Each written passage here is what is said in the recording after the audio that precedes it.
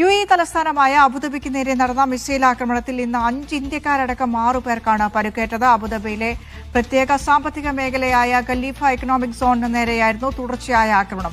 3 ഇടത്ത് മിസൈൽ അവശിഷ്ടങ്ങൾ പതിച്ച് തീപിടുത്തമുണ്ടായി. ആക്രമണത്തിൽ എമിറേറ്റ്സ് ഗ്ലോബൽ അലൂമിനിയം കമ്പനി അൽ തവീല പ്ലാന്റിന് നാശം നേരിട്ടതായി കമ്പനി അറിയിച്ചു. ഷിനോജ് ഷംസുദ്ദീനാണ് അബുദാബിയിൽ നിന്ന് വിശദാംശങ്ങളുമായി ചേരുന്നത്. ഷിനോജ്, വലിയ രീതിയിലുള്ള നാശനഷ്ടങ്ങൾ അബുദാബിയിലും റിപ്പോർട്ട് ചെയ്യപ്പെടുന്നു. ഈ ഇടക്കാലത്തിന് ശേഷം ഒരു ചെറിയൊരു ഇടവേള, ചെറുത് എന്ന് പറയാൻ കഴിയില്ല, കാരണം ആക്രമണം എന്ന് പറയുന്നത് അത് ഏത് രീതിയിലായാലും ആക്രമണം തന്നെയാണ്, വലിയ ആക്രമണം തന്നെയാണ്. നാശനഷ്ടങ്ങൾ മാത്രം ഉണ്ടാകുന്നതാണ് ഏതൊരു യുദ്ധത്തിന്റെ അവസാനം എന്ന് പറയുന്നതും. അത് ലാഭമോ അല്ലെങ്കിൽ ചെറുതോ എന്നുള്ള രീതിയിലുള്ള നമുക്കതിനെ ചെറുതായി കാണാനും കഴിയില്ല. എങ്കിൽ പോലും ചെറിയൊരു ഇടക്കാലത്തിന് ശേഷം വലിയ രീതിയിലുള്ള ആക്രമണം നേരിടുന്ന ദിവസങ്ങളാണ്, മണിക്കൂറുകളാണ് കടന്നു പോകുന്നത്. ആ രീതിയിലുള്ള നാശനഷ്ടങ്ങൾ ഉണ്ടാകുന്നുണ്ട്.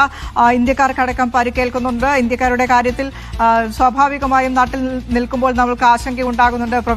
പ്രവാസി മലയാളികളെ സംബന്ധിച്ചും പ്രവാസി ഇന്ത്യക്കാരെ സംബന്ധിച്ചും ഏറ്റവും കൂടുതൽ ആശങ്കപ്പെടുന്നത് നമ്മൾ തന്നെയാണ്. അതുകൊണ്ടുകൂടെ ചോദിക്കുകയാണ്, ഇന്ത്യക്കാരുടെ പരിക്കുകൾ ഏത് രീതിയിലാണ്, ഏതൊക്കെ രീതിയിലുള്ള ആക്രമണമാണ് ഇന്ന് അബുദാബിക്ക് നേരിടേണ്ടി വന്നത്?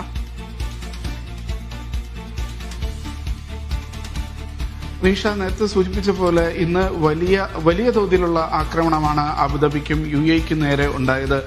പ്രതിരോധ മന്ത്രാലയം പുറത്തുവിട്ട കണക്ക് പ്രകാരം 37 ഡ്രോണുകളും 20 ബാലിസ്റ്റിക് മിസൈലുകളുമാണ് ഇറാൻ ഇന്ന് UAEക്ക് നേരെ തൊടുത്തുവിട്ടിട്ടുള്ളത്.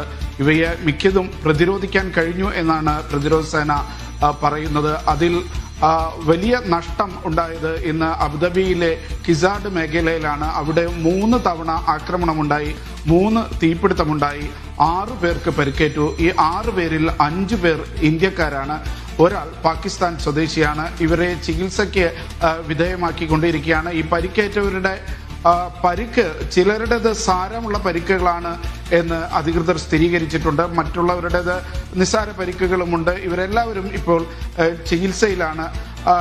ഇതേ കിസാഡ് മേഖലയിൽ തന്നെയുള്ള UAE സർക്കാരിന്റെ കൂടി പങ്കാളിത്തമുള്ള ഒരു അലുമിനിയം കമ്പനിയാണ് എമിറേറ്റ്സ് ഗ്ലോബൽ അലുമിനിയം. ആ കമ്പനിയുടെ അൽ തവീൽ പ്ലാന്റിന് വലിയ നാശം നേരിട്ടു എന്നാണ് കമ്പനി തന്നെ സ്ഥിരീകരിച്ചിട്ടുള്ളത്. അവരുടെ നാശനഷ്ടത്തിന്റെ കണക്കുകൾ പുറത്തുവിട്ടിട്ടില്ല. പക്ഷേ അവിടുത്തെ ഉൽപാദനത്തെ അടക്കം ബാധിക്കുന്ന വിധം ഇന്നത്തെ ആക്രമണം അവിടെ നാശം വിതച്ചിട്ടുണ്ട് എന്നാണ് മനസ്സിലാക്കുന്നത്.